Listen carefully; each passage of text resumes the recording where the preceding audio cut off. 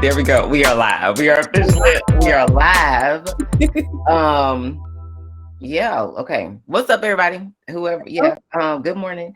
Let me see. I'd be so confused with Facebook. They just doing a lot. Can I tell them that y'all? I'm proud of them, but it's a lot. We love y'all, but we're cool. Oh my goodness. Well, we are doing. This is an unscripted. I said it's unscripted, unapologetic, just real, authentic conversation. That we're just gonna talk about all the things, everything, anything that comes to mind. We're talking about it. Christ Coffee. We got the coffee. Can I tell you my cup? My cup says, can you read it? It says, I could give up coffee, but I'm not a quitter. I am not. I know that's right. That is how I feel today. So yes, yes, that's where we're at. So we're just talking. We are just talking about whatever comes to mind, whatever we feel like. And I'm excited. It's so good to see your face. I know we talked on the phone, but we haven't. So when we did this, when I tried to go live before, it didn't work quite how we thought. And I was getting ready to say, to talk about our story, because I don't know if people really know. Yeah, like I have had a friend of mine who has seen our live. And she was like, you guys just, you guys just flow, and you would think that we've known each other probably a lot longer than what we really have. Right. And so I think it's just a beautiful story. It is a beautiful story. Do you want to start? Oh, and then you can fill in. Okay. So it was earlier this year. Picture it. It was February. When you use the whiteboard of your mind. Exhibit A.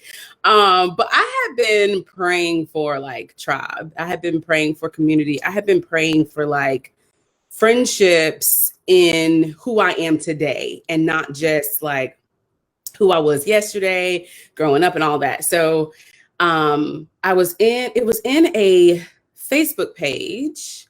And I was in there as Jennifer Moore Coaching, and Janita posted this quick post. I believe it wasn't long. And she was like, "Hey, I need to have some conversations for my podcast, or for your go lives for purpose or purpose. And I would love to have people talk about different topics." And she listed a couple, and I was like, "Oh, relationships, got you. Like I can do that one." And I think you wrote me back and you were like, I was looking at your stuff and I don't know if relationships might be what you want to focus on, but we'll hop on a call, have a conversation, and go from there. So I think like it was a couple of times for us to get truly like on the call. But when we did, it was love at first sight. Well, we hadn't really seen each other, but yes.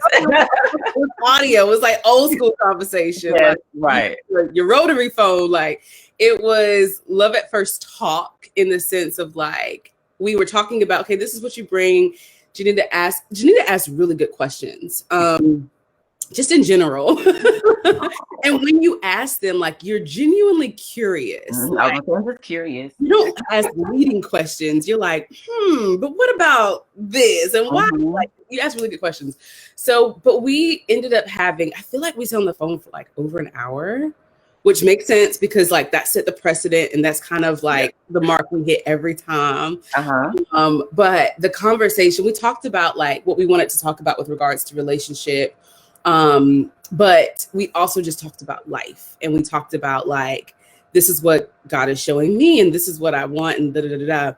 And I left the conversation, went downstairs to my husband, and I said, "Babe, like you told me some of your story, like some of the things you had been through, and it was just really cool to understand, like more of who you are."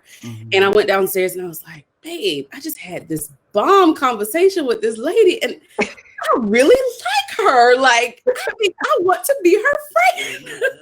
Like, aside from, like, she ain't even got to pick me to do the thing, but like, I can vibe with her. Like, it just clicked. And then we did the post, and we've always kept in touch. It was like, I need Janita. Like, I want to talk to Janita, or like, I don't know. Then we got the husbands involved. Yep. And it's always something when they click, because we be watching them like, y'all gonna play together, like right.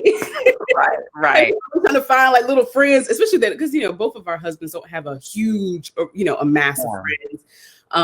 So when they clicked, it was like amazing. Here we go. Confirmation, double confirmation. Absolutely. You kind of just said it all. But I felt the same way. So I think that we both were kind of in that place of wanting to see something, like wanting more for our friendships, just wanting friends for like where we're at this point in our life, like to match the growth that we had kind of like grown to. And I really did. I got on the call. I was very business minded, right? When I was making the call, on the call, I wasn't really thinking about after until we talked about what you were going to talk about. And then I remember, because I was talking to you, matter of fact, I was in this spot when I was talking to you, and I remember starting to walk around the house. Like, how you talk to your girlfriends and you do all the things? I was doing that. I was in the living room, and I know we started talking about God, and I think we were about to start. It was so good and just refreshing. And I actually think now, thinking about this, the Christ Coffee Conversation, that the title that we've given our talk makes sense, because we talk on the phone. That's kind of how it goes, like we talk about Christ, and we just love coffee, and but we always talk, and so it's always refreshing. It no matter what we talk about, it's the same. It has the same feeling when we get ready to get off the phone.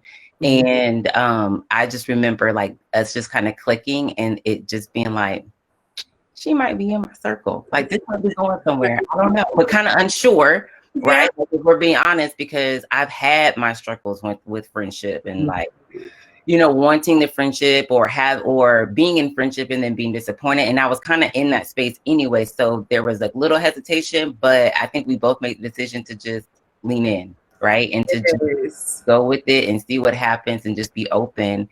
And the crazy part is, so that was, I think, in February or end of January. And Jennifer and I actually had never really met in person up until October. Right. Like, and my husband actually hadn't even realized it. And he never met her in person. Like, no, like the closest that we've done is this, like, and so it's really cool because we didn't have to meet in person. Like, seeing that person was just like, oh, I get to hug her. I felt like I really had already been hanging out with you in person, because that's the friendship that we've had. So for those that have, you probably, we click, and I feel like you're just my sister friend. Like you're my friend, but you're like a sister to me. Like, we're family. And I think that's the beauty of like when God, I really feel like God is a part of our friendship, and he kind of pieced us together, and our paths crosses. You didn't have to reply. And you replied, I didn't have, like it all was put together the way that it was supposed to, for a reason. You saw the post. I know that there's a lot of posts that you could, you missed, right? And so I think it was just a God orchestrated thing. And I think that when God is a part of those friendships, you feel it. Like, there's something different about those friendships. And so I'm excited to have you in my life. I know. You're like, what is going on? Like, what is happening? It's unscripted. This is us. Shooting the breeze. Yeah. So we don't really have a topic. Girl, my hair is bothering me. I'm just like doing this. Somebody please come get me. Like, if this thing, I'm trying not to put it in a fun, but we're gonna have to get it together. Did this to do this? Okay. Unruly, just not doing what it's supposed to do. Curls do that. Right. This morning when I was getting ready to jump on, I don't know, the thought that came, this is a question I wrote it down. I haven't had this conversation yet with myself, or I don't even know where God's gonna go with this. Okay. But I've shared that I'm in the book of Luke, not on purpose. Well, I waited on purpose for me, but clearly God wanted me there, because every time I can't even get past chapter 2. But there was this one part, the part where, let me not be saying this in Luke. I think it is, Lord. Simon Peter. I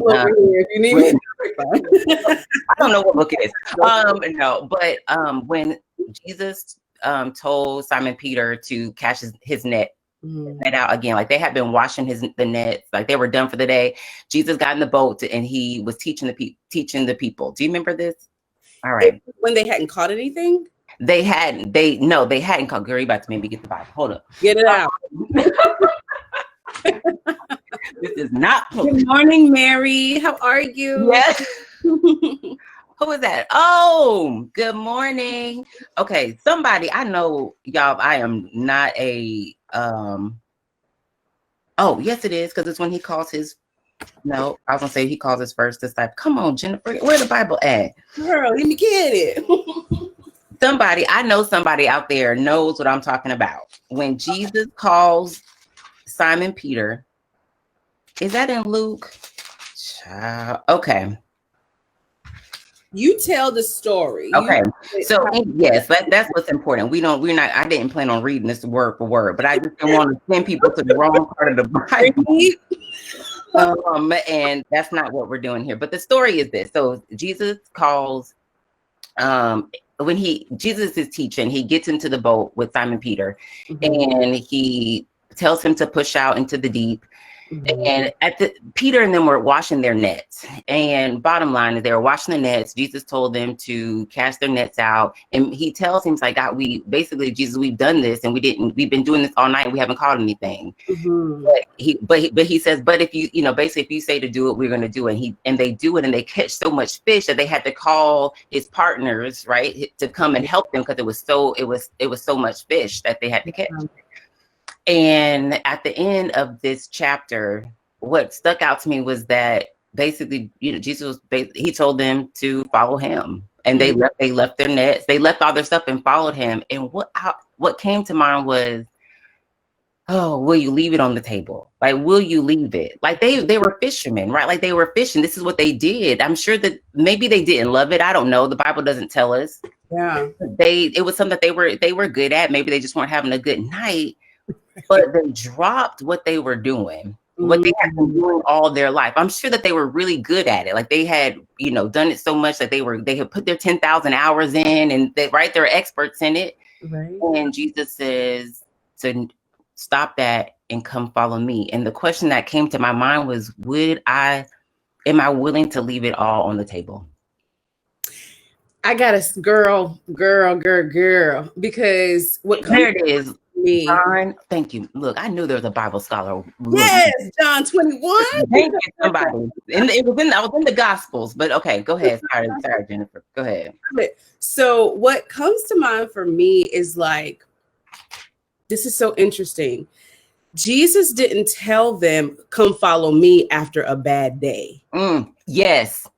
Like he was like, yeah, you ain't catching nothing, are you? Or so you're struggling over there. Come follow me. Because it would have been easier. I feel like it's always easier to make a change when things are going bad, or when things aren't going the way that you want them to go. But to make the decision when things are going exceedingly abundantly well, and like you said, leave all of this. Like this is an abundance of what I could create here. What, and I think it's almost to a picture of like, this is what I do here when you haven't necessarily taken it up to follow me. Like I can bless that there. I can, like he's able to. Yeah. But like you were saying, like the part of it that when we're able to surrender, and we're able to leave it on the table, and knowing that you're leaving this, but your mind is on what more is God, what more does he have for me? Like we think like we'll lose out by making this decision. Like I'm gonna lose all of this. But what will you lose if you don't? What will you miss out on if you don't? Right. Yeah, absolutely. That's where I was. And I just wrote down, I was like, God, I'm not ready to talk about that. I ain't ready.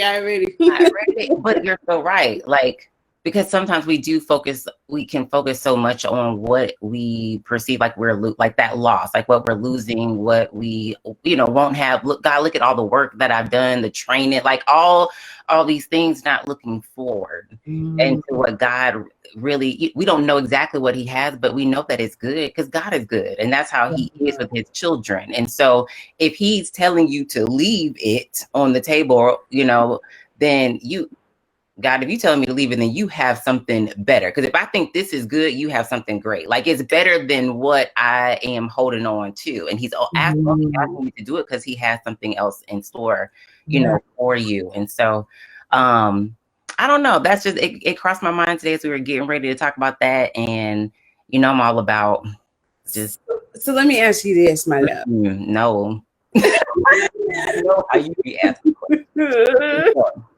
I must ask, what do you feel like this is speaking to you about? Like, oh, girl, I already know. Fish, okay, with your fish, and what is God saying? Come follow me. Like, what is that for you? Yeah. I know. It's relationships, and I shared this with you. It's so I'm not really leaving. It's not like a job or, a position or something like that, but it's being willing to really follow him and leave some of my fish, the friendships on the shore. Like I got to leave them on the table and just go. And that's what this year has been about. And I shared that with you. I think I shared that with you. I got to tell you something great. Remind me. I don't know what would be a trigger word, but great. But this year has just been a year of friendship, relationship. Like I feel like God just like he's in my home and he is remodeling this room of relationships in my life. Like he's like, we're gonna knock down some walls, but we're gonna add some stuff over here and add some paint in these other areas. Like that's what I feel like. And I think that him just the question of will you leave it on the table is am I really willing to let go of the relationships that I have in my life that are not healthy, right? They're not, or they've served their purpose and we've done all that we can do together. And that's not in terms of just them to me, but me to them. Like maybe they're an assignment and I'm gonna get to this in a minute, but maybe that assignment is over and realizing that assignment is over. And I love, I love me some Dr. D, Dr. Darius Daniels, if you don't know who he is. You don't know about him, you better ask. I know, look him up. But he says assignments, if people aren't your assignment, they can't stay.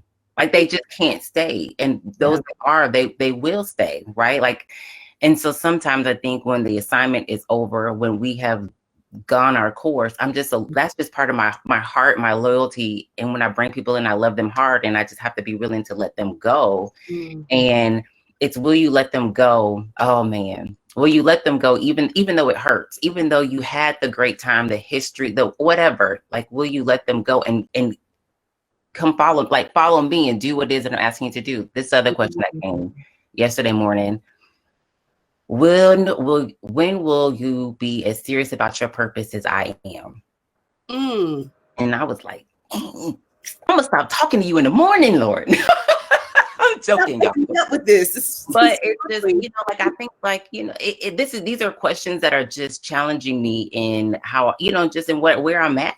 Yeah. It's not that I'm not serious about my purpose, but I think that I could take it a little. Like I'm wondering, like maybe there's a part that I need to take it a little bit more seriously, right? Yes, Janita, you love people. I love the people that God has placed in my life, but sometimes seasons come to an end, and where we're going, Lord, they just can't go with me. Like I feel like I'm at this point of layover.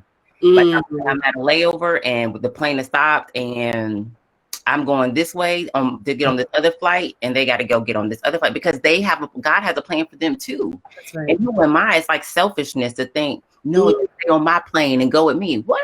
And because if they ask me to go with them, no, I don't want to go there because that's not my purpose. My purpose is over here. God is calling me here. So we have to be willing to let go, because letting go is not just for my benefit, it's for their benefit as well, for their purpose to do what God is calling them to do. So that's where I'm at. I think that's just it was a reminder that, girl, I gotta let, and I know it.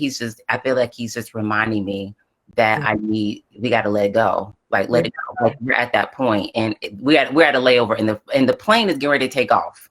Like, so are you gonna make it or not? You know what I mean? So yeah, girl. So Danielle said it. She said, could it be selfish to keep them? Yeah, absolutely. And she also said, your worldly trade may not be the talent God sees in you or creates. in you. Absolutely. It's so interesting because when you were talking, it reminded me of how like I have this idea that as we are kids and we grow up and we begin to we come packaged, right, with like everything that God wants for us to do and our gifts, our personalities, all those things to work together for whatever purpose he's called us to. And along the way, we start picking up fear. Like we start picking up things that we attach to it, where it's like, yes, God may be asking me to serve people in this way, but along the way, I picked up this fear where I fear abandonment, or I fear rejection, or I fear being alone. So if that is attached to my gift, if that is attached to what he's calling me to do, then at some point when he's asking me to let go, it's like, I remember me and my husband were saying this the other day, like, there's certain things you're letting go. Like you may be letting go of a relationship or a person, but there's certain things that you're also in the moment killing. Like, there's a part of me that would hold on to that person because it's comfortable, or hold on to that person for my ego, or hold on to that purpose because I don't really believe that I could do it without them, or hold on to this person for all those things. And it's like, while I'm letting them go, I am killing the part of me that would need them and that would keep them and that would be selfish enough to think that I have to have that above what God is already equipped and given me to do. Good. That makes sense. Yeah. Good. Well, I don't have nothing to add to that. That was good. Lisa silly. Yes. There is there. Man. TM says, and as soon as they landed, they left everything. And that was it. Yep. So what a compelling call to action, right? Yeah, and I love, and I think you hit the nail on the head though when you said that he asked them to do it though after such a great night. Like it was a great catch. Like it was an overflow moment in their life, right? And guys like, okay, you like that? Now come follow me. Overflow moment. Yes, we love those. But even after an overflow, oh girl, I mean, imagine if whatever the dream is, whatever it is that you are pursuing after, and you have that moment, you have that overflow moment where in our minds we've arrived, like we've done the thing, we checked everything off the list, and we're in that space, and God is like, now come follow me. Like, can we be? I mean, like, can we have, for those that are like in a real, like, really, would there be a little bit? Not saying that you wouldn't do it, but would there be some hesitation? Would there be a moment of like, I don't know, God, or maybe you'd be like, nope, I would go, no hesitation. And I'm like, I think that's awesome. I'm gonna be honest. I think there would be a part of me, I'd be like, but God, what now? Like I didn't hear you. Hold up.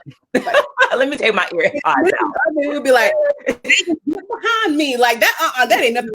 All right. We'd be quick to rebuke it, right? But it's really God speaking. Like we really after that overflow moment, I love that. Or I don't know, would we be willing to leave it on the table and go and follow him to the next assignment? Like to the, because sometimes I do think that we think when it comes to our purpose that it's like this one thing. I'm gonna do this one thing, but it's I feel like really purpose like an umbrella, and there's different assignments and roles up under it, right? And so sometimes we can get so narrow, like we focus in or on one thing, so like I'm like, so if I just gotta write this blog, and God is like, yeah, but I still got other stuff attached to, I need you over here to go and do this and do that. And so we can get attached to this one assignment, this one role that he has us fulfilling. And he's like, yes, we've checked out, we've done that. Now come over here. I want you to come do this, and I need you to come do this. And so I think it's also just opening our eyes to and realizing that it's not just one single thing. It's not one role that you're going to fulfill. You're going to have a lot of roles that are going to be attached to you, to the purpose that God has for your life. I mean, you know what I mean? I do. And it's one of the things that came to mind when you were talking is especially when you're talking about like the overflow and the abundance that we may be experiencing in our life, but it's not what God has necessarily called us to. And when he calls us, if we don't answer the call, or all of that hesitation then becomes a way to hide in what looks really good to the world, what looks really good to, like, society says, oh my gosh, like these fishers, like these fishermen are, you know, this profitable. It's this, like there's a way that looks to the world. There's a way that we would perceive that.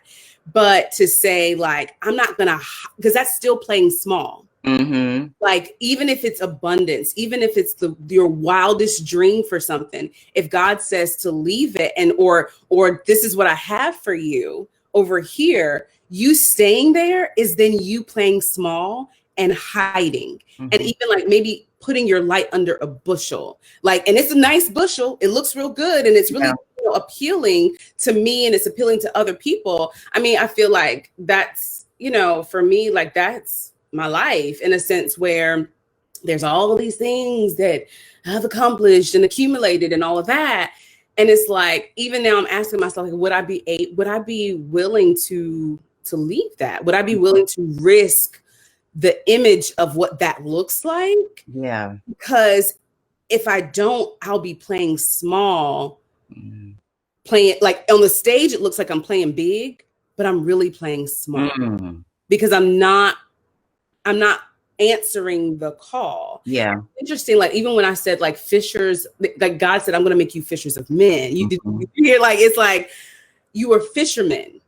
Like the same thing that you may be using over here. Like, I want to take that and I want to increase that for my kingdom. Yeah. Increase that for my glory, because we can build all the things here. Like, we can build the best relationships. We can build the best businesses. We can have the best little family, all the vacations and blah, blah, blah, blah, blah. That's going to burn up. Yeah. What eternal things what eternal fruit are we producing? And that's what God is after, and who you get to become. God spoke to that identity, right? Like, you're fishermen. Yeah. But I want to be fishers of men. And who you get to become is the goal. Like, it's not just about this thing that you get to do and everyone gets to see, but who you have to become to say no. Yeah. You have to become to say yes to this and no to that. Like Danielle said, like, who you have to become, like, is part of what he wants to create in you. Mm-hmm. And like how he wants to replicate himself in you. Like, so we get closer to his image. Go, girl. What you got? No, I'm just you, because I'm thinking some things and then you're saying it. So I'm like, yeah, great. I mean, because I was gonna go back to what Danielle said too, and because she made a comment in her comment, she said she talked about what God has placed in us. Like, sometimes we don't really know, all of the things that God has really, all the talent and that God has placed inside of us. And so we haven't even tapped into it, I should say. Mm-hmm. Right. And so that maybe that it's the thing that he's saying, okay, like, you've done this, great, good. Yeah. But I'm calling you over here, and sometimes we don't want to go because we feel like we aren't capable of doing it, that we don't have what it takes to do. And God's like, but I already have it in you. And this becomes a trust thing, a faith thing. Like, are you going to take that step of faith and trust me? Because if he's calling you to it, he knows that you can do it, right? Mm-hmm. He knows that he's put inside of what he knows what he's put inside of you, but also that when we step out on faith and we really are dependent on him, that God has everything that we need. He is everything that we need. So whatever we don't have, we can go to, he's going to give it to us. He's not going to call us out there and just be empty handed. I want to go to the Bible again, but I got my Bible scholar on here. I think it's Tamika, TM. I think. Keep us honest on here now. Keep us in the Gosh, man, I feel like I should. I mean, I wouldn't have known that I was going to reference this, but it's when he sent the disciples out. He sent the 12, and he told them not to take a purse, and he told them not to take anything, and they went out. And then later on in that chat, and later on in the book, he asked them. He's like, "When I sent you out with nothing, didn't you have everything you needed? Did you need anything?" And they said, "No." When I read that, I was just like, man, that's what really spoke to me. Yeah. Is just that if God tells you to go, we can't get so caught up on what we don't have. God, I'm not qualified. God, I don't know. Look, if he told you to go, you are more than qualified. Girl, qualified because of him, because of who lives inside of us. I'm qualified. I am, and so I think we definitely, that is something that I have to keep in mind. I encourage anybody to keep in mind, is that if God tells you to go, child, go. Child, go. And it reminded me of when Jesus walked on water. Girl, I'm gonna hit you. I'm gonna hit you. When Jesus walked on water, we worry about being without, yet he's always, like we forget, like this is the God of the universe. And this is the other thing. Okay, I got 2 points. Okay. The first one, I'm gonna backtrack a little bit because they had been fishing all day. Mm-hmm. They had caught nothing. As skilled as they were, experienced they were, Jesus was a carpenter. And like, okay, yeah, but just put your net on the other side. Like, that is a demonstration of like all the things that you've accumulated, like this abundance that you've been able to create or whatever. Mm-hmm. I helped you do that. Like, you were fishing on the other side and you were doing your little 1-2 nothing on the other side of the boat. And now I was the one that gave you the skills to analyze data that way. Yeah. I was the one that gave you the capability, the skills, the esteem, put you in the right rooms. Like, it was him all along. So when I say, come and follow me, there's already something there for you to do. Mm-hmm. But will we remember? And the word talks about that a lot in the Old Testament of like, remember this, remember the Lord your God, remember how he delivered you over here. Remember how he's like, there is something about remembering something and recalling something to it. And especially when you recall and remember in the spirit of praise and the spirit of worship and thanksgiving, because like even neurologically, how you remember it alters the memory. Like, so even if it was like a frightening, worryful, scary thing, when you remember it and you remember it in a state of praise and worship and thanksgiving of who he is, it actually changes your experience of a past event. Yeah. Mm-hmm. That's one. Like, God doesn't call us to something like, oh, just come out, just, I'm gonna just show up in your life and be like, come and do this. Like, no, I have proven, like, I've shown myself strong in your life. If only you remember, if only you would think about those things. I've already shown myself big. Yeah. I've shown myself strong. And we have those moments of when God parted a Red Sea for us. And if only we would remember those things, how easier, still going to be a decision, but how easier would it be to follow him fully? Like, you right, Lord. You got me, right? Yeah. So you making notes. I don't want you to forget what you. No, I wrote it down because I know you. Yeah, go ahead. Okay. So the second thing, because you were talking about when Jesus is, and it came to like, I remembered like Jesus was walking on the water, and he told Peter, come on out. Like, here's my word, come out. Or no, Jesus was walking on the water, and Peter said to him, tell me, bid me, command me, call me. Like, because, and when he stepped out, he wasn't just walking on water. He was walking on God's word. He was walking on the command. He was walking on the bidding. He was walking in obedience to what God had told him to do. And it's interesting because when his eyes thought he was looking like, okay, I'm walking on water. No, you're not walking on water. You're walking on his word. You're walking on who he is. You're walking on that's faith. You're walking by faith when you walk on his word. And for him to be so loving and so generous and such a good father and such a good shepherd and savior to even give us a command, to even tell it, like, that's Jesus saying, come walk on water with me. Yeah. Anything that he's called you to do. And when I say called you to do, that may be in your house. That may be with your family. That may be with your kids. It's not just something like this big thing out there. Like, he called all of us to steward our lives where we are.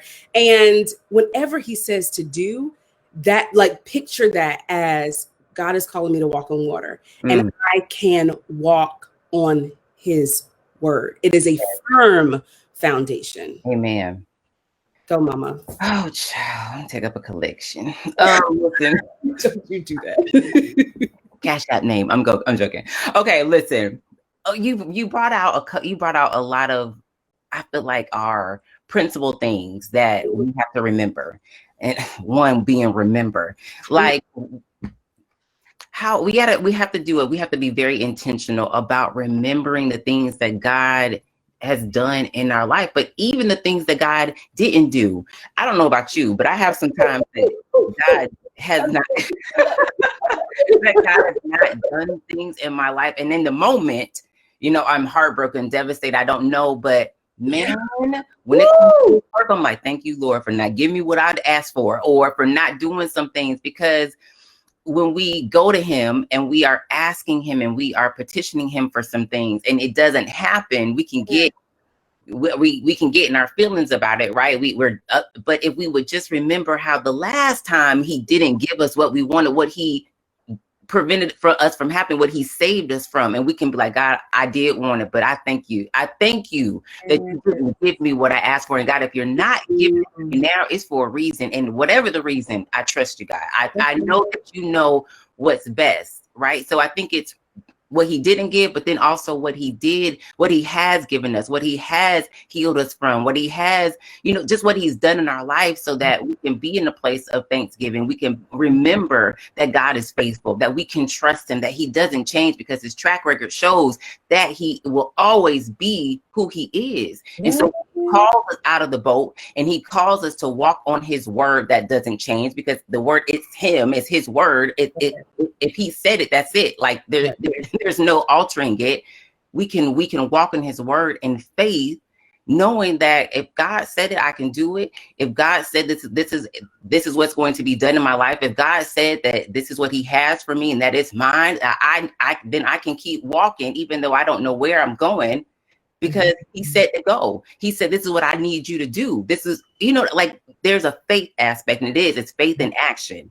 Yes. In action, like, you have to put action behind the faith. I can sit in the boat all day long and talk about how good God is and how faithful he is, and I believe and I trust him. But if he calls me at the boat and I don't take the step, do I really believe it? You don't.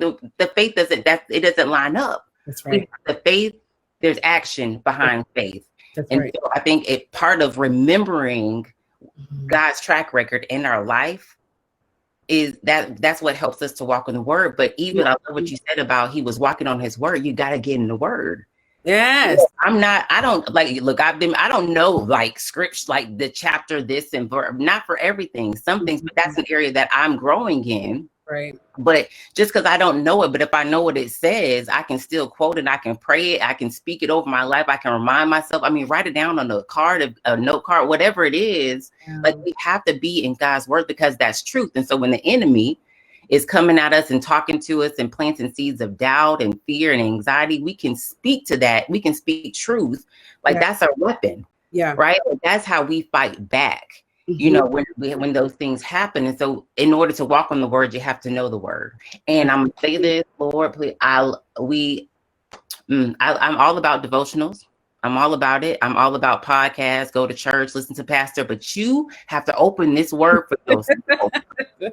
It's not enough to just go to church. It's not enough to read a devotional. Is I have a devotion. That's my interpretation. That's what God gave me. Yes, it can help you, but nothing will help you better than reading the word of God for yourself. That's right. And it's not that you doubt what the pastor said, but we need to confirm it. And what is God saying to me when I read this word? Because that's, like, what is he speaking to me from the area of my life specifically? Yes. So we have to get into the word of God for ourselves, right? Okay, I wrote down one more thing. Sorry. Yes. We talk for real. Oh yeah. This is like us being on the phone. So welcome to our home. Hope y'all have your coffee. But this is how we are on the phone for sure. It's not changing. I don't know if we ever put out the Bible though. I don't know. Never put the Bible. No, but that don't mean God don't come up. And then. No, I think that's. I love what you said about experience, but I kind of already touched on that though. And just that, I agree.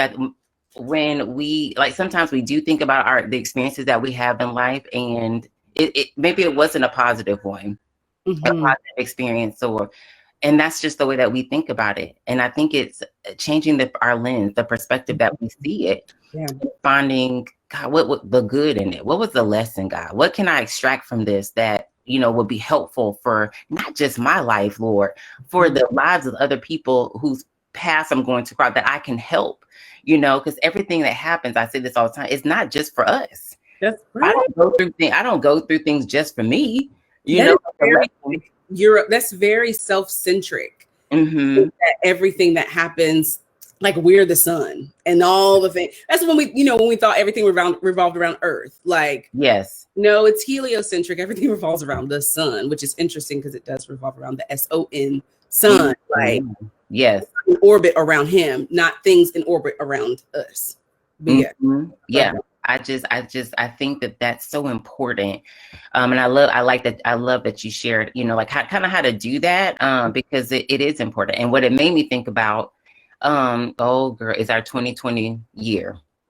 Ooh. As we are going into 2021. Why my computer is about to die. You want to take out of and so just like, get your charger? Yes, hold on, y'all. Hold on. Go ahead, girl. So let me read some of the comments. So Danielle, girl, I thought about you, Danny, because when she said his no, like, don't just remember his yeses, remember his no's. I like, you were the first person to my mind, because I remember those prayers, Mama. I remember like the prayers for our children, for your children, and some of the answers was no. And I think too, when the answer is no, it's like, my grace is sufficient. No, because my grace is sufficient. Like Paul prayed, take this away from me, like take this thorn. Jesus prayed, take this cup, but your will be done, because your grace is sufficient. His grace is in his will. You know what I'm saying? Like, as we abide in that, we have a sufficiency of his grace, and it allows us to do all those things that he's called us to do and called us to walk out in authority, knowing that in our weakness, he is made strong. Like that is so counterintuitive, and it's so countercultural of like, yeah, I can't lift it, but it will be lifted. Like, I can't do it. This is just not my strong suit. I don't really like doing lives like that, because I can be an overthinker and I could be a people pleaser, and my hair is acted crazy. But, it is by his strength. Like, this ain't about me. And part of it is like, this isn't about me. And one of the things, I think it was Tony Robbins that said this, because we in the coaching world as well, so we pull for all the pieces. But like he said, whenever you're suffering, it's because you're making everything about you. Whenever like you're like in the throes, like not just a purposeful pain, because there's a place for that, but like just needless suffering, it's because you're making everything about you. So when you get into the mode of like being this self-centric instead of son-centric, of like Christ is the center, and we see like, okay, I'm in orbit just like everybody else, like, and what is God wanting to produce out of me that will feed the nations? And the nations may be my kids, okay? Like, we don't have to have some lofty idea of what that means. Like, the nations may be my sisters, my physical sisters. It may be the people I go to work and interact with. Like, but what is he trying to produce in me? And I was thinking about that earlier this week, because out of all the things in the book of Revelation that I can remember and that really actually kind of made some kind of sense, it was at the end when he was saying like, there will be a balm that comes from his people that will be healing to the nations. What I think about is like the fruit of the Spirit. Like, we embody those things. And a lot of them are like emotional states of being. We embody those things. And it's not just so you can have peace, so you can just have peace. Like, it's so that you can make manifest the word in this earth. Thy kingdom come, thy will be done on earth. Like, we are here to demonstrate and to walk out and to live out the word of God. Mm-hmm. So go ahead. What you go do? I don't know. We got you I'm just, something else though. I feel like we just need to sit. I don't know, like, and just reflect. Tamika said that this live is, I mean, basically on point for her today. She said God sent her to this live today. He's been speaking purpose to me this week. Mm-hmm. Absolutely, that's awesome. Thank you for joining us. I think that God, I feel like God is. I mean, I too have been in this place too, and I share with you a little bit, Jennifer, about just these last 3 weeks we got left, or however many weeks we have. I'm counting them all, but just trying to see what God is. Just what God is doing. Like, what is he wanting from me? You know, as we get ready to get back to, as we get ready to go into this new year. I actually was thinking about this morning. I was like, I don't make resolutions, and I really don't. I make goals, but I don't make goals because it's the end of the year. And really it's because I'm in that place in my life where I am doing it really throughout the year. I'm kind of looking at, like, this is where I'm at. This is what I have going on. Okay, God, what are we shifting our focus to? What do I need to change? Like, I'm just in that phase of my life. Not saying that if you make resolutions at something, or, that you do that, it's wrong. I just was like, I don't really have any going into the new year, because I kind of already have an idea of where I'm heading, the things that God has already kind of showed me right now, at least up until this point, for myself. It's not really a 2020 thing. This is just a life thing. Like, this is what I need to do in this area of your life, in the different areas of my life. But I think about, just as we do get closer to the end of the year, that's going to be, I know a lot of people are rushing, to get to the end of 2020. We're going to talk about that. And so there's this idea of, like, I need to make goals. I need to do this, and that's fine. But I think that before we make the goals, like, I just going back to what you said about experiences. I understand that 2020 has been different. I understand. I also understand, it hasn't been all pretty. Like, people have lost lives. There definitely has been some tragedy associated, like, with COVID. With I don't want to have to go down the list, but y'all know it's just been tragic. But what can we extract from 2020 that's positive?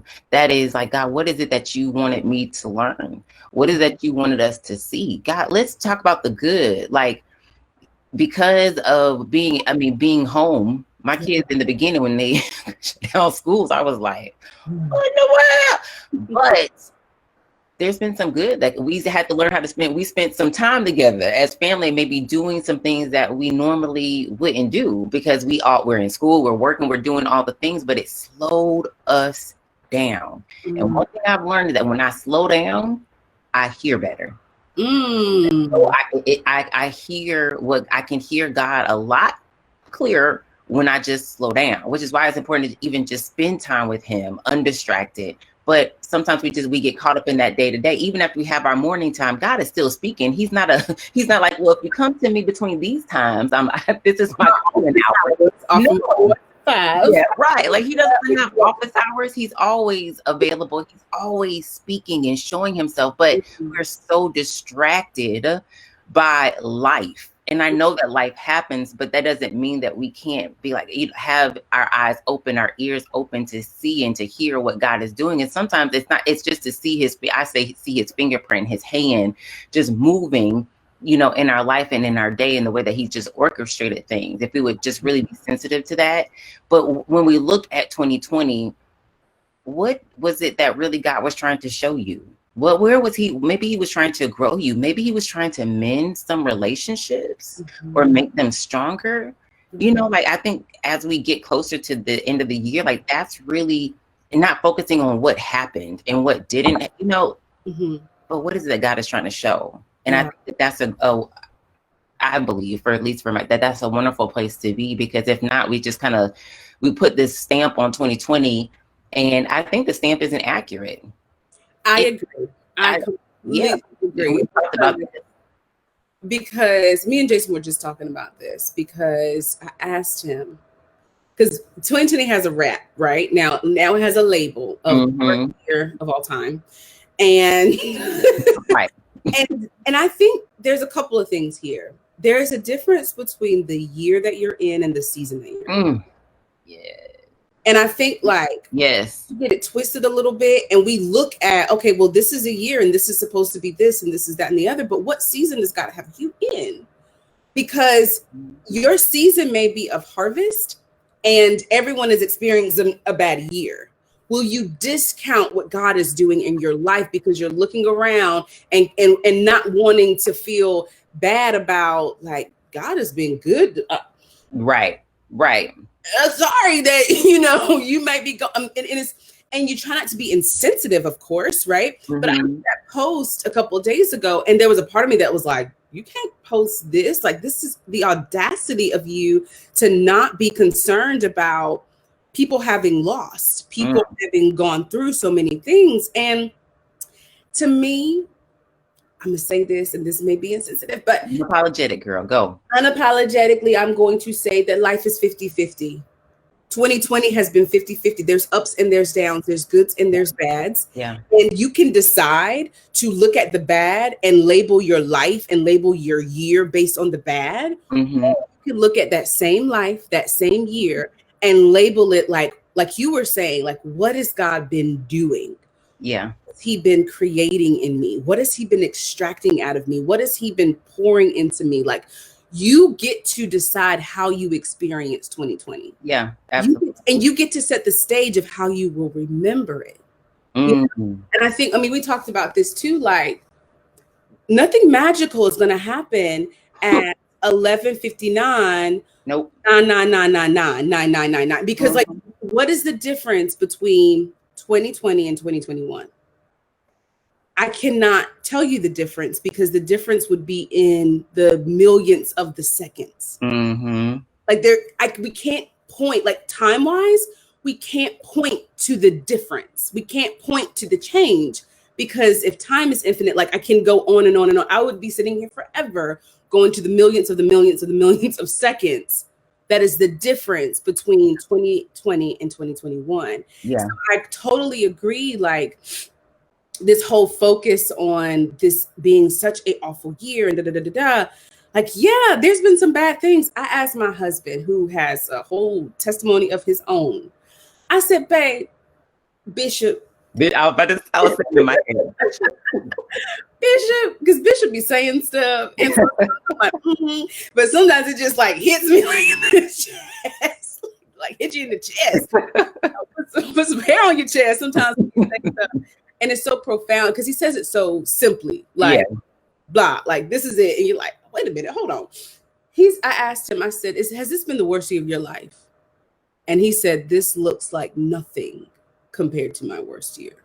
Like, if I really, if I was to quantify it, and Jason's very much so into like this, he's very good at ranking things anyways. That's a good question for me to ask him, because it was like, let's put this in perspective. Is this really the worst year? And then for him, when I think about, and when he thinks about the things that he has gone through that were catastrophic to his life, he still sees how God used that to work all of that for his good. Yeah. God is using the worst parts of his life to work good now. Like, so even in that sense, like, God uses all of it. It really becomes, how do you want to remember? How do you want to think about it? Because that leads to how you experience it. And how you are experiencing something leads you to make decisions from clarity or chaos. Like you were saying, like, you slow down enough to be like, wait a minute, I can do X, Y, Z. And this is not, nothing is impossible for God. And this is not a problem. And like, when you slow down enough to gain that credit, and I feel like, I'm about to get on a whole soapbox, but I feel like as believers, we should be experiencing 2020 different. Yeah. Oh, girl. They're not ready. We're going to have to get lunch, girl. We should open up Pandora's box. Go ahead. This is the hope that we have. This is the hope that we have. That, and it's not about like spiritual bypassing. It's not about, like, well, God is good. No. It's, I'm experiencing the bad and I'm experiencing the good. And I'm seeing how God is using all of it for his glory. all of it is used. Alexis. Yes, absolutely. Somebody dancing. You better That's Alexis. Lex, what's up, girl? dance. Better have pajama pants on. Yeah. Yeah, oh my gosh. You know how I feel about this. I believe, and I'm gonna say it again. I think this, and I'm God 2020. Oh girl. Oh, I remember we talked about the cocoon. That's what came to mind. But 2020 is a year that I think that God is, I mean, he uses everything. So it's not that this year is different. That he 2019, yes, God, it's different. Like it was a different year for me in 2019 and this year is different. But I think that all the things that has happened in 2020, it's really calling us as believers higher. I really think that he's calling us. You got to level up. You got to step up, and we should not, like you said, be acting like the world. Non-believers, they should be looking at us. Like, why are you so happy? Why you still got so calm and peace? Like, I see what's going on. Like, yes, I see it. I do see it, but I'm not. I have we can explain the peace that God gives us. We can explain what we understand, like who is our provider, who our help is. And our strength. Because y'all, anyone doing e-learning, y'all know I need Jesus, help us. But you know where your help comes from, right? And so I shared this. We're getting ready to move, and so we had someone come to the house, and I'm talking to them, and he's a realtor, and he was like, he's like, he knows that the kids are at, on homeschool or not homeschool, but e-learn. He was like, and you're smiling. Yeah, I'm smiling. Like it's not horrible. It may not have been what I imagined. I didn't necessarily volunteer. I did volunteer to do it, but because of the conditions, like if COVID had never happened, I wouldn't be like, I'm gonna keep all three of my kids at home. No, but I will. And it's been great because of my perspective. I could send them to school, but I mean, the things that we have been able to do and to learn, it's been a great time for us. It has been challenging. Don't get me wrong. And I have had moments where I was like, Lord, I don't know. You sure? Let me, but it's been good for us. And it goes back to that, the perspective that we look at our experiences that makes the difference. Yes. And I think that non-believers should be looking at Christians in this year and being like, y'all are different. Like, what's going on? Like, and asking us questions about why we are the way that we are. Yeah. It's a great opportunity for us to really disciple, to minister without, you don't have to necessarily open up the Bible. Just live your life in a way where you are bearing fruit that has people wondering, how is your tree bearing fruit in this condition? Is it like, I don't understand why why your true is so so fruitful, and mine's over here barren and falling apart. And let me tell you, come get some of this fertilizer. Let me tell you, and that's an opportunity right there for us to talk about what makes us so different, because they're curious, and that's all you need. He said, if I be lifted up, I'll draw all men. So you just got to lift them and explain how and why you are the way that you are, right? And he'll do the rest. That's right.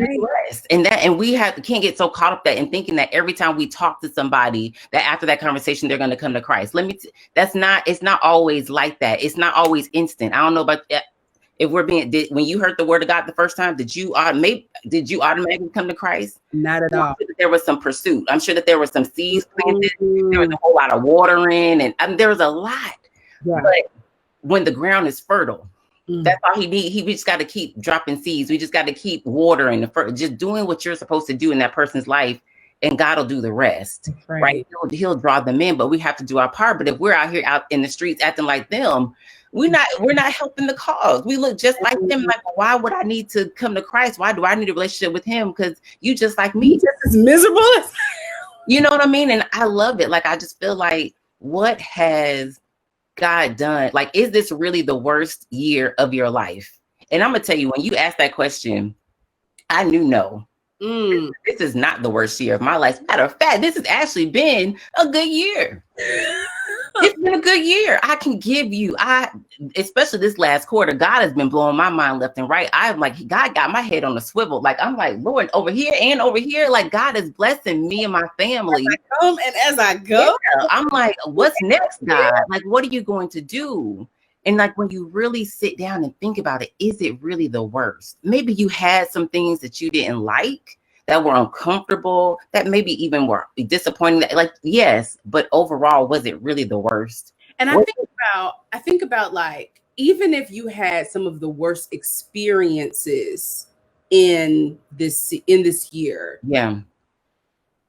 how do you want to remember it? How do you want to continue to, because like the past doesn't exist except for in our brains. Like, when you think of the past, that's like the only place that we are always in the now, right? So how do you want to think of and remember this year, even if you've had, because I've lost a family member to COVID-19. Me and Jason tested positive for COVID-19. And like, you can look at that and say, this is the worst year. You can choose to define the entire year by that one bad moment. Yeah. Or you can say that was an awful, painful moment. But it does not dictate. It does not have the power to dictate my entire year. I'm not going to give it that much power. Yeah. Because at that point, that's what we're doing. Danielle said, can you imagine if God only looked at us through the negative, problematic lens?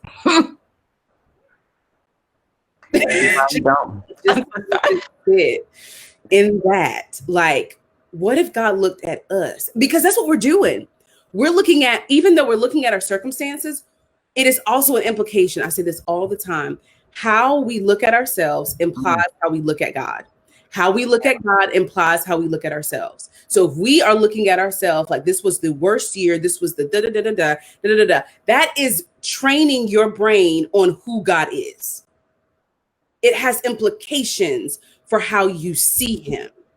It has and to define an entire year off of one circumstance or two circumstances, even if they're the worst, right? Like, even if they're the most painful things, is that really what you want to do? And that is the choice that we have.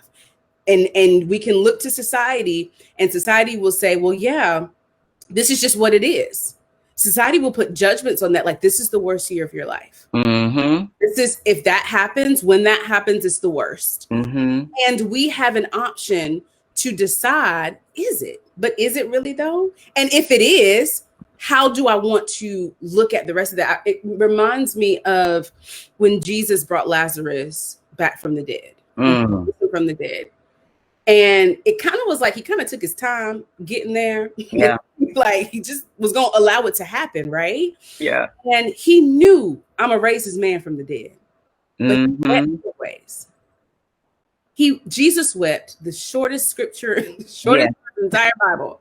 He wept knowing he would bring it back to life. So us deciding to have a perspective of life doesn't negate that it's painful. It doesn't negate that we can't, well, we have to be, because that's spiritual bypassing. That's like, oh, I just have to be joyful and I just have to blah, blah, blah, blah. Like, no, you weep, you grieve, you cry, you tear, you feel all the feels, but in your mind, you still know truth. Like, your eyes are still to the truth of there's life, but God, but his word, what he's going to do. This is the hope that we have, that we don't have to fear death. We don't have to fear dis-ease. We don't have to fear these things. Like, they happen, and I can grieve that, and I can be human because I am human. And Jesus, God himself, demonstrated that. Like, you be in your humanity. Your humanity will have you weeping over some stuff, and that's okay. And it's okay because you know there's life. Amen. That's what makes it bearable, because you're like, and I know there's life. I think it goes back. Oh, it was good. I feel like I'm just a kid. Like, yes. But it goes back though to what you were saying. I just lost my train of thought when you take your time. Say that last part of what you just said. Do you remember it? I know you're just. I said it's easier to bear the pain or to grieve, like you grieve anyway, because that's our humanity. Like our humanness is built to. Okay, got it. Yes. And we can be in that space, right? And like you said, like remembering like the truth, and we can grieve and we can have the whatever that emotion that we feel or emotions, but also knowing that even that God still has something else for us. Yes. You know, like there's still more. And I think it's good. And sometimes it's going to be there are going to be things that are going to require us to be uncomfortable, and it's going to stretch us, but it's still good. Romans 8:28 just works. Like that's just it is what it is. Yeah. You know? And so look, 2020, he's taking all of this and he's going to use it for our good and for his glory. Like that's it. Like that, that's just what it is. That I feel like that's just what 2020 is. Like whatever happened in 2020, whatever is still going to happen or did not happen, God is using it. Yes. He's preparing you. He's preparing his people. It's all going to come together. And I think that there's a place where we want to know, like I think patience is another thing, like, because we want it to happen like right now, we want results right now. And that's not how God works. He doesn't work on your watch. He's like, I'm glad you got a watch and a planner and a timer. You use your calendar. I don't use that. That has nothing to do with my timeline and how I move and operate. Nothing. So we have to learn to be patient. You know, we do. And I liked what you said though, in terms of like that Jesus wept. Like it's okay for us to experience the emotions and to cry and to be disappointed, but it's what's going on up here that's going to impact her, because you can have the emotions but what are you thinking? Like where does your thoughts go to? Because after your thoughts, then it's action comes after that. So action or inaction or whatever, like our feet our feet will eventually follow what we continue to think, and our actions reflect our thoughts. And so I think just our thought life is so important. And I just feel like, Lord, y'all, we got to be in our word. Like we have to get in our word, and we have to get before him as well, and spend time and just God, what is it? Like, what is it that you're trying to show me? What is it that where in my life are you trying to grow me?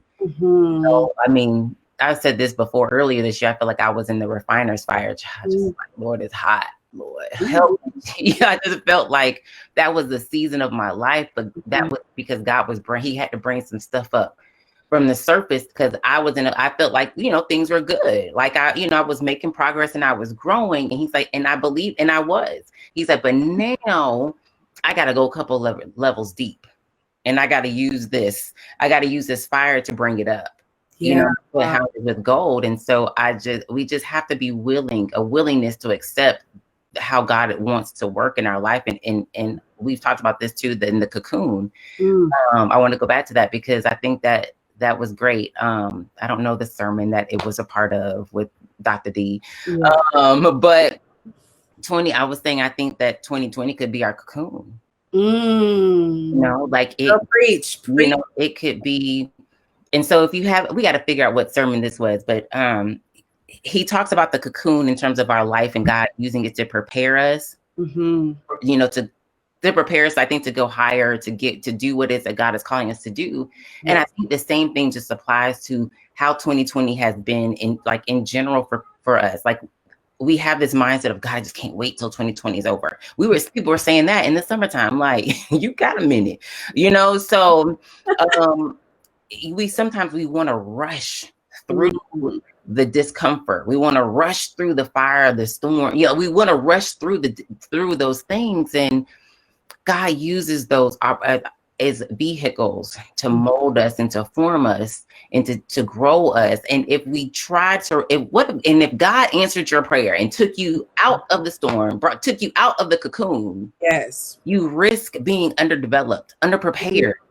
That's right. Going to have all that you need to do what he's calling you to do. And then you mess around and be praying to put you back in. Now, that sounds crazy, right? Yes. And so stay in. I know that it's uncomfortable. I know that it's not quite how you envisioned it, being. Things didn't turn out. Yes, there was loss. Like I get, and some things didn't work out quite how you planned, but stay in the cocoon. I think if I could say anything to anybody, just stay in. Don't wish 2020 away.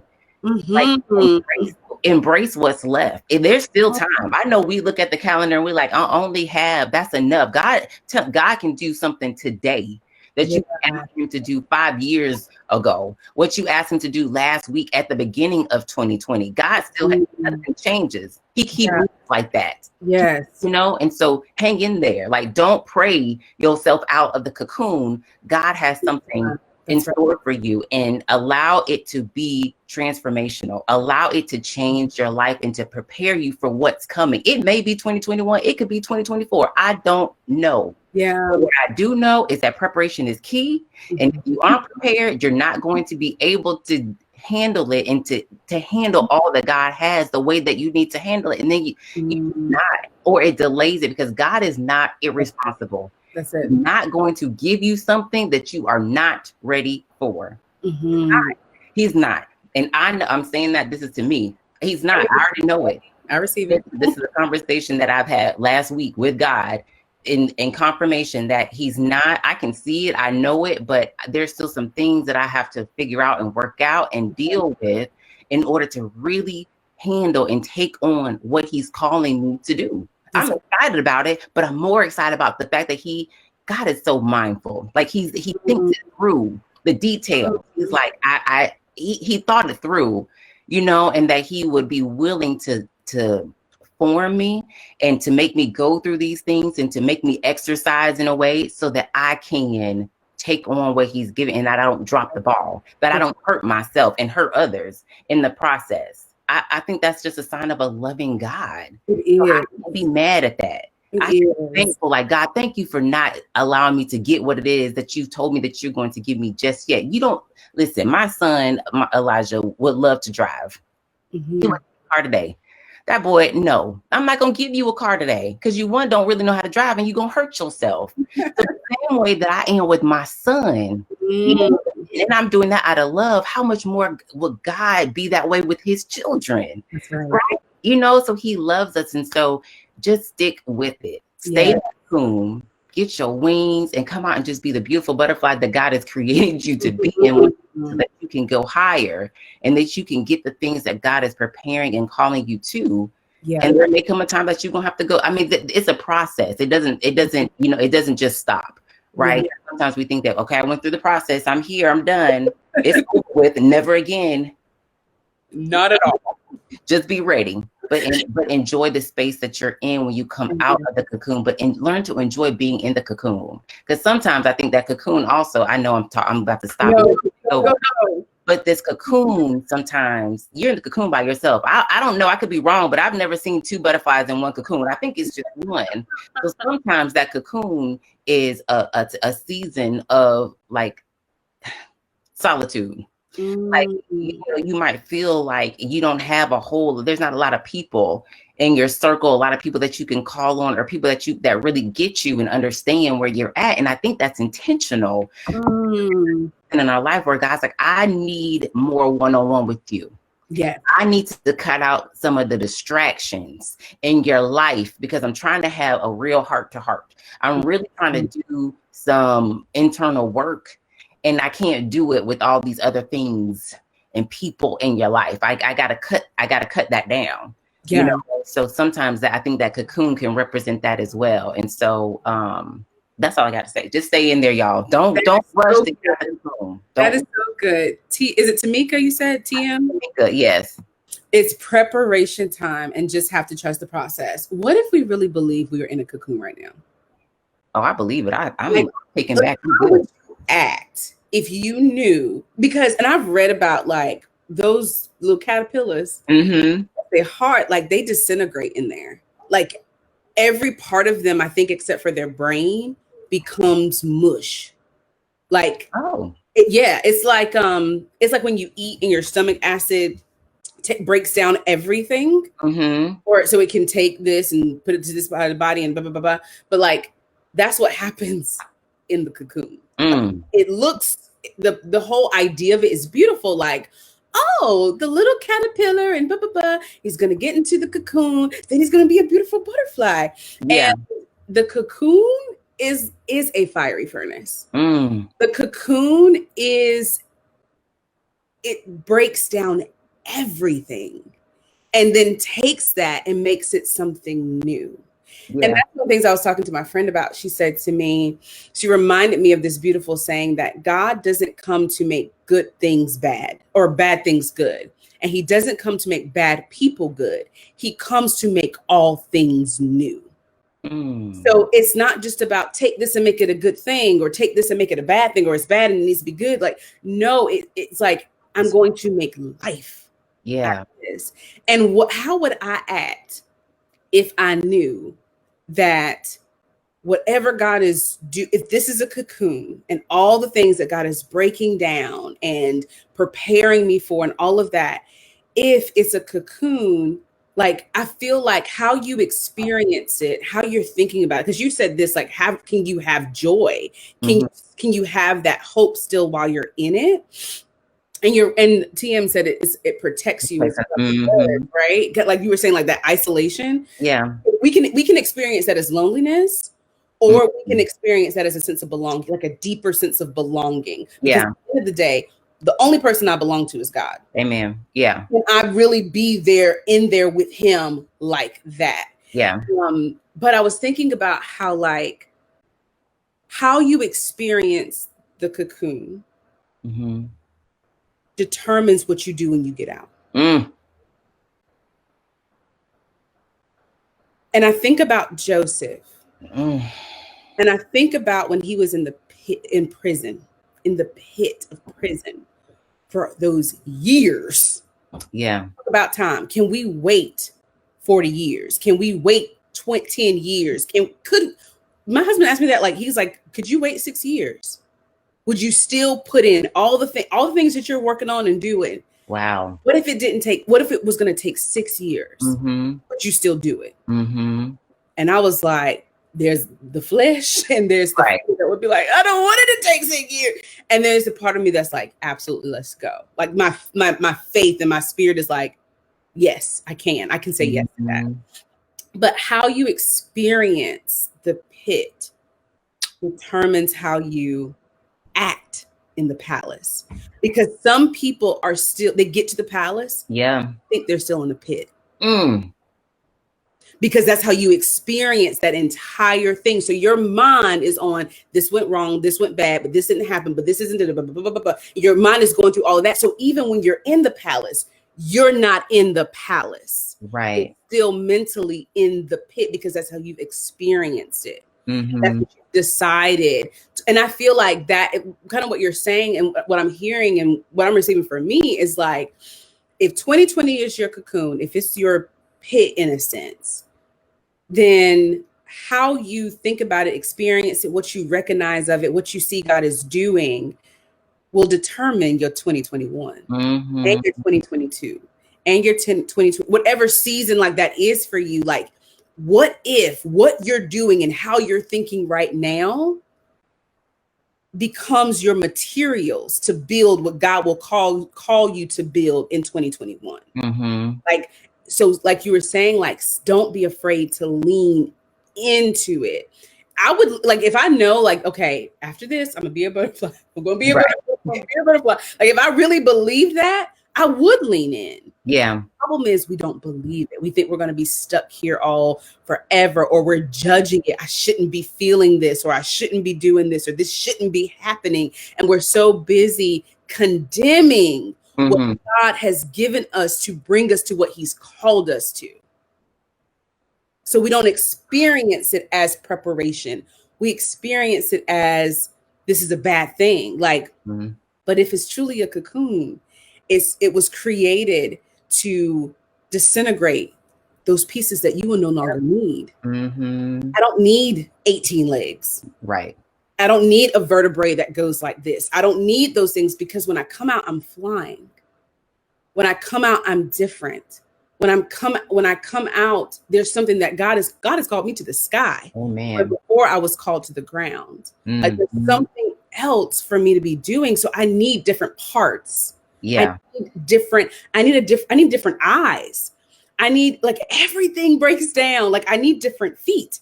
I need his feet is what I need. I Yeah. need his hands. I need his sight. I need his ears. I need his mouth. Like, I need his word. Like, I need something else. And that's what God is giving us here.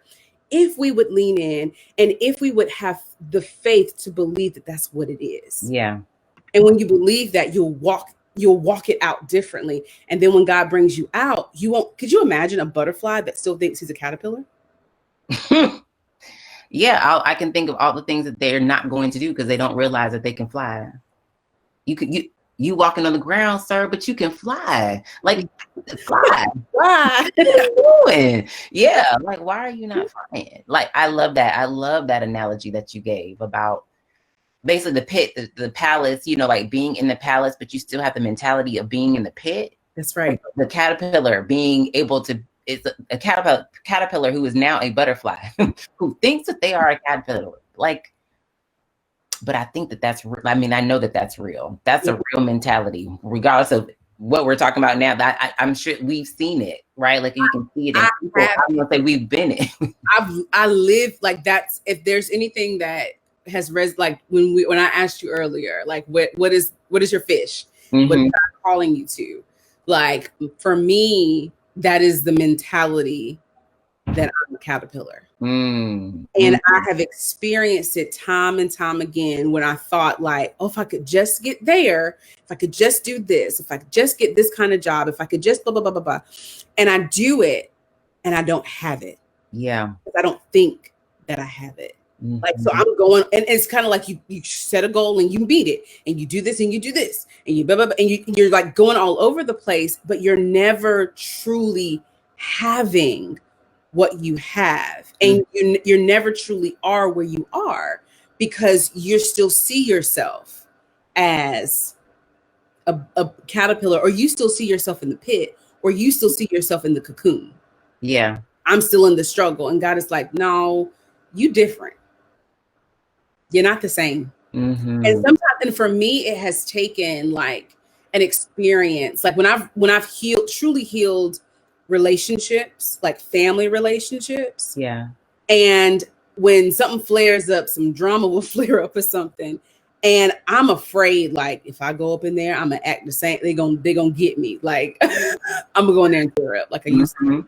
You know, like, we're so afraid that, like, if I go in that bar, I'm gonna just tear up. Like, I'm not gonna be able to have one drink, or I'm not gonna be like, if I go over here, I'm gonna start cussing. If I go, and that is like, we think that we haven't changed. Like, we think that we haven't been changed. Like, we don't really, do we really believe? And I'm not saying put yourself in temptations and positions like that, but sometimes God will bring something along.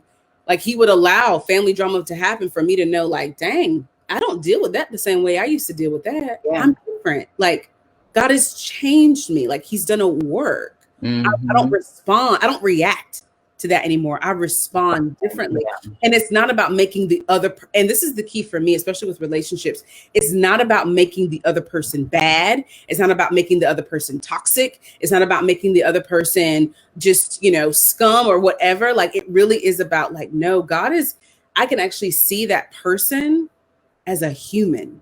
Like, I can actually see that other person as needing of love and needing of forgiveness and needing of redemption and needing of grace, needing of exhortation, needing of edification. Whereas before, all I thought they needed was a beat down. Oh God. Tail whooping. That's all. Yeah, that's all they need. That's all they needed. Yeah. Oh, that's so good. That's good, Jennifer. I had a lot of thoughts while you were talking, but I didn't write nothing down. So Leasia said, she asked, do you feel it's a guarantee that we will come out of the cocoon? You have thoughts about it? You have answers? Or are you going to think for a little bit? Are you thinking? I think I am thinking, but I don't. My first thought was, I do think that we will come out. I do. I absolutely think that we'll come out. I can't tell you the time frame. I think that sometimes the length of time that we stay in the cocoon varies person to person. It varies on what God is trying to do, what He's calling you to, and sometimes it'll be longer. I think sometimes it's not. I also think that there's a like if there's resistance, child, I'm good for resistance. Delay. Me too. When there's a lot of resistance and some tension, and that time may take a lot longer versus going in, be like, have your way, God, set me on fire, do whatever, like it's different. Burn me out. So I do think that we come out. I just think that the question that, how long you stay in, I think is what's required. It's whatever is required. And I think, and if I do think that everybody's calling is different. Mm-hmm. And what Jennifer's called to versus what I'm called to is different. And there's different requirements. And so some things may require, you may have to stay in longer versus and vice versa. So yeah, it's just about a timing thing. And I think that we get kind of caught up in compare and despair. Oh, we see folks getting out of their cocoon and flying and being beautiful. And it kind of creates this thought of like, I'm never going to get out of here. Mm-hmm. Like, I feel like even the question of, do we believe we'll ever get out? Like, I almost feel like I would almost be as bold to say that if you think you'll get out, you'll get out. And if you don't, maybe you won't. Or like what you were saying, you'll prolong it. Because when I'm all into like, this is taking too long. I actually was going to do an Instagram live later on today on like signs that you're entering into your change or your transformation or whatever God has called you to.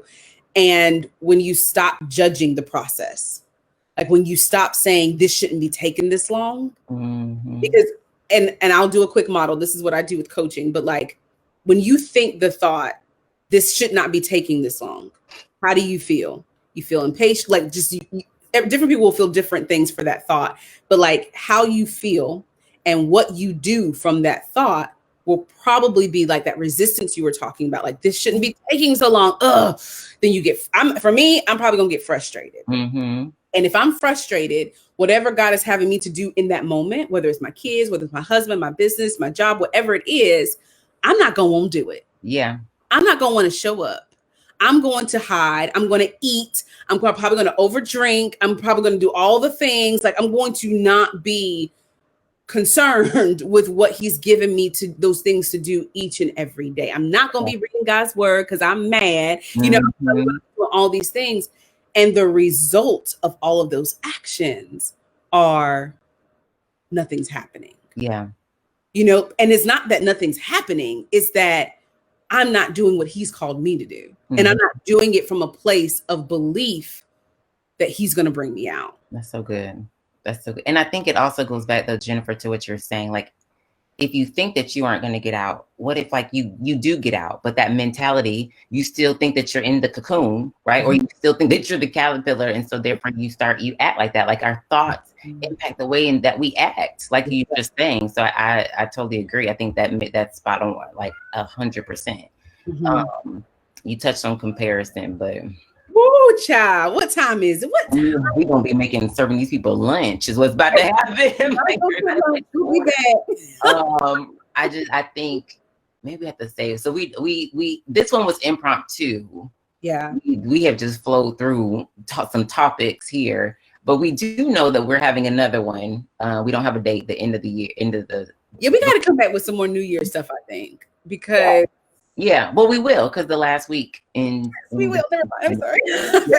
So we're not gonna tell them, but when we know we're coming back. We know we're coming back at the week after Christmas, and so we gonna have some talks as we prepare to go into 2021. Yeah. And I mean, so we could talk about I think we could talk about comparison. I think that you have, because you shared it. I see some people. I am just curious before we get off of here. Mm-hmm. One big takeaway for those that are watching, and maybe you came in at the end, middle, but what's one takeaway? Or maybe there's something you're like, I want to talk more about this, because I think that would be fantastic. Or if you come back and you watch this and it's not live, whenever, drop a comment, whatever, of something that you maybe that we touched on that you'd like us to talk about more, or maybe we didn't talk about and you would love to talk about it? Because I'm definitely open to that. I mean, because we'll just flow with it. Because I know God, we just gonna flow with that. I'm gonna make this statement, but we won't talk about it. And it is, when you're talking about the pit to palace, and you're talking about being in the palace, but having the mentality of the pit. You know, like I thought about though how we interact with people.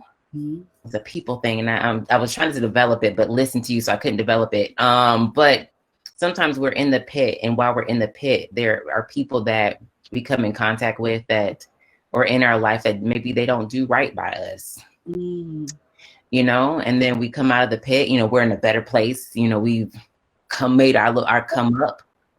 Yeah. What's the heart? I think that's what I'm really getting after, is the heart.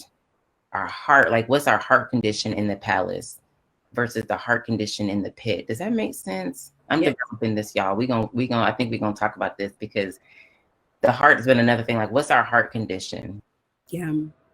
You know, I will say this. I thought about this when you were talking earlier about the cocoon, and I was talking to my mama. Mama, if you see this, I love you. I don't know if she will watch this all the way through, but I'm about to talk about you. I don't think she'll mind. But like, I asked her a question because she was going through, you know, certain things, and she was acting pitiful. And I asked her, I said, do you want to leave this pitiful and bitter, or powerful and better? And she was like, I want to leave powerful. But she was like, something about pitiful, like that's where pitiful comes from, like that pit experience. Yeah. Something about it feels good. Yeah, if we're being honest. If we're being all the way honest, there's something about it that feels like chocolate cake. You're on like the 5th bite, and it's super sugary, and you're like, I don't really like this anymore, but it's chocolate cake, you know, like, how am I going to stop now? Yeah. Or whatever that thing, it might not be chocolate cake for you, maybe steak or potatoes or something, but like, you kind of indulge. And I know, like, when I'm in victim, that's kind of what it is. Like that victim mentality, something about that thing feels good to my flesh. And this is the one thing that I think God gave this to me earlier this year, because I was having a pitiful victim moment. And he was saying that, gosh, what is it? Oh, I think I just lost my train of thought. I was talking about how it feels good. Because victimhood is sometimes the closest thing we can get to feeling innocent. Right. So we get to feel justified by feeling like a victim, by feeling like a pitiful thing. And we're creating that justification in and of ourselves. When God has said, I justify you. Yes. I sanctify you. Like it's something that really feeds ego. It's something that really feeds flesh. To be in that pitiful. I mean, Joseph was a victim, and that happens, right? Like, we don't just up and decide I'm going to be a victim. Sometimes we really are. Like, sometimes someone did do something inappropriate. Sometimes someone did, hurt us, harm us. And so it's not like we just pick it out of thin air, but there is a response to it still that we are able to make because we are his. There is still a response. You can still choose how you want to think about it, experience it to a certain degree. And I think that for me, when you were talking about like the heart of the pit and the heart of the palace, I think that the palace heart, of course, would combat those things. Like, it would take stock of those things, but it still decides, like, no. But can you be in the palace and have a heart of the pit? Yes, I absolutely, yes. And that, So, and then you don't experience the palace. Right. Yeah. Like, you free indeed. I feel like that's Jesus, because like, when we're called to his family and we're grafted in, there are like all of these pages is just promises. Yeah. And this is what you will have. Greater works will you do, and this is the fruit that you will have, and you'll be able to speak to the mountain and tell it to cast itself into the sea. Like all these things, but we don't experience them because we still have mentality of the pit. Mm-hmm. And I think when God tells us to renew our minds and to dwell on his word, to eat his word, like it is really about I've already brought you out of Egypt. Now I got to take Egypt out of you. That's it right there. If I don't, you're going to go into that promised land. You're going to run amok. Yes. Right? Yeah. You won't go in at all. Right? Like you won't, not because I haven't given you the promised land, but because you don't recognize that you're a promised people. That's something that I want to come through you that will address the entire world. Like, but I got to get Egypt out of you first. And I feel like we kind of, that's like that wilderness experience, but we don't experience what God has already given. Yeah. Because we think we're still in Egypt. Oh God, that's so good. I'm just about to go lay down because I'm so full. We're probably, you guys, we're probably gonna like call each other after this. I know. Let's talk and walk. Like I know. I'm coffee. I'm gonna say this, and we'll go. I promise. Take us out. It's just that when you're talking about that, I think sometimes like when we're in the pit, like, or it just like in that season of life, like that. The way that we are, like the way that we operate, the way that we think, maybe the way that we handle circumstances, we handle them a certain way, right? Yeah. And God, he brings us out, he puts us in the cocoon, he brings out of the cocoon, and we find ourselves in this palace type place. And I think that sometimes we can our heart. So when I think about the heart, like we can harbor, resentment. We're unforgiving of maybe some things that were happening with people when we were in that season of life in the pit, and we don't get rid of it. And sometimes we feel like, oh, well, I made the come up. Like I'm in this place, I'm better, and we start to judge. We judge but yet you forget that.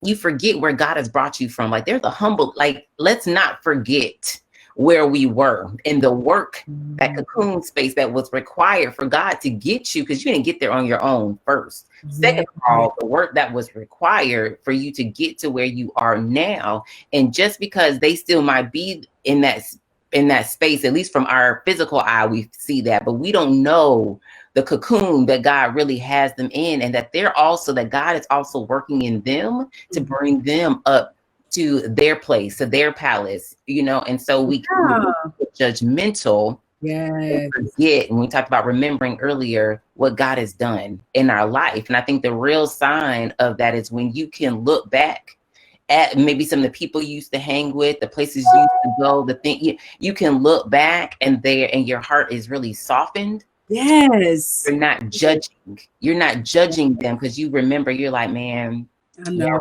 Remember, because you can remember how you used to pop off at the mouth when someone came at you wrong. You like, let me there's a meme that I love. This is gonna be real telling. And it was like, let me teach you how to come for me. Right. And so that used to be your meme. Right. You might still like it, but it used to be your go-to phrase, but it's not anymore, because you know where you came from and you know what God is calling you to, and you realize that you don't have that mentality anymore because of just the growth and the development that God is taking you through. And I just think it just makes you just more grateful for the work that God has done, but you can just be more compassionate towards other people. Man, maybe you just reach down a hand to help them up. Or you just even pray for them. Like you may not even be in communication with them, but you can see, because maybe they still on your social media feed, but maybe you see some stuff, and instead of judging them, you pray. Like that's a sign of like true transformation. You talked about that. Like when that transformation begins to happen, it happens and it's in your heart. And what happens as a result of that is true fruit of true, like real transformation that's taken. Like, do you respond the same? All of it, right? What I hear you saying, and I'm not going to go on, but what I hear you keep saying it, I know. So good is that pitiful isn't always downtrodden. pitiful sometimes. Like that's the same heart that would shrink away and think I can't do it. That victim kind of thing is the same heart behind arrogance. It's the same heart behind judging other people. It's the same heart behind judging yourself, and because you're still judging the pit. Yeah. Instead of accepting like this is what God is using to produce what he wants to produce. Like that's spot on what you said. Then we're done. I can't go anymore. We can't go no more. All right. Well, I don't, that we just gonna wrap it up. I think from, it looks like there's, y'all gotten some good stuff from it, which has been great, but we just on here talking. We really just got on here just to talk. Yeah. And, but we're coming back. So we'll put out something as we get closer, but I'm excited about that one because it's, we might have to take out a pack of lunch.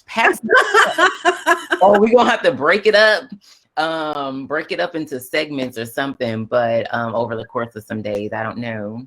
So yeah. I'm excited, but stay tuned. You'll hear more about it.